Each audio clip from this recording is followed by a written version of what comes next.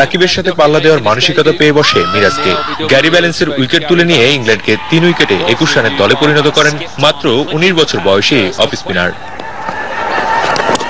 এরপর Joe Root Moin আলীর 62 রানের জুটি চোখ রাঙালেও ইংলিশদের সেরা ব্যাটসম্যানকে ব্যক্তিগত 40 রানে ফেরান মিরাজ। তবে ভাগ্যের সহায়তাও পান মুশফিক সাব্বিররা। রুটের পর বেন স্টোকস যখন সাকিবের বলে বোল্ড হন তখন স্কোর 5 উইকেটে 106।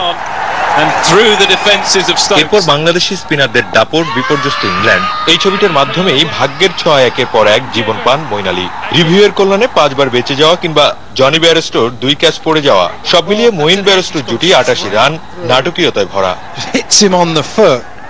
এই ব্যতিক্রমী দিন শেষে অল আউটের হাত থেকে বাঁচিয়েছে ইংল্যান্ডকে। তবে দুজনেরই কেউ বাঁচতে পারেননি মিরাজের ছোবল থেকে। 68 রানের পর ঠিক ওই মেহেদী মিরাজের শিকার হন মঈন, আর 52 রান করা বেয়ারস্টোকে আউট করে মিরাজ পূর্ণ করেন অভিষেকে 5 উইকেটের মাইলফলক।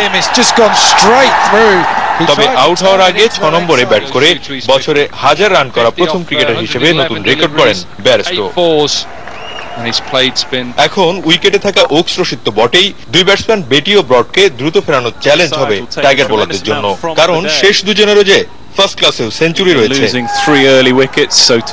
নতুন মানসিকতা, নতুন পরিকল্পনা আর নতুন আক্রমণ, এ যেন নতুন শুরুর মধ্য দিয়ে চট্টগ্রাম টেস্টের প্রথম দিনে সাগরিকার আকাশে তারই কেতন ওড়ালো বাংলাদেশ।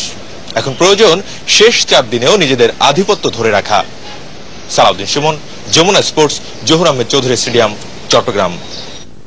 মঞ্জুর, বাংলাদেশ দলে অভিষেক মানেই যেন নতুন কোন রেকর্ড। সেটাই, আমরা 16 বছরের টেস্ট প্লেইং ক্যারিয়ারে দেখলাম যে বাংলাদেশের 7 জন বোলার অভিষেকেই 5 উইকেট নিয়েছেন এবং মেহেদী হাসান 6 জনই স্পিনার এবং মেহেদী হাসান মিরাজ কিন্তু সবচেয়ে কম বয়সে সেই রেকর্ডটি করেছেন 5 উইকেট নিয়ে বাংলাদেশের পক্ষে। তিনি কিন্তু এই যে ইংল্যান্ডের বিপক্ষে আজকেই নিয়েছে 64 রানে 5 উইকেট নিয়েছেন। তার বয়স এখন 19 চলছে। আপনি জানেন যে 4 দিন পর কিন্তু 19 পেরিয়ে 20 বছরে পা রাখবে। এই সংখ্যাটা আরো বাড়তে পারে, আর 3টি উইকেট রয়েছে। মিরাজের আগে রয়েছেন সোহাগ গাজী, তিনি 21 বছর বয়সে 6 উইকেট নিয়েছিলেন 74 রানে এবং বাংলাদেশের পক্ষে এখন পর্যন্ত টেস্টের এক ইনিংসের সর্বোচ্চ ফিগার কিন্তু এটি, সবচেয়ে ভালো বোলিং করার ফিগার। আমরা দেখতে চাই সোহাগ গাজীর আগে সবচেয়ে কম বয়সে কে ছিলেন। তারপর ছিলেন 22 বছরে তাইজুল ইসলাম, তিনি কিন্তু ওয়েস্ট ইন্ডিজের বিপক্ষে 5 উইকেট নিয়েছিলেন 135 রান দিয়ে 2014 সালে।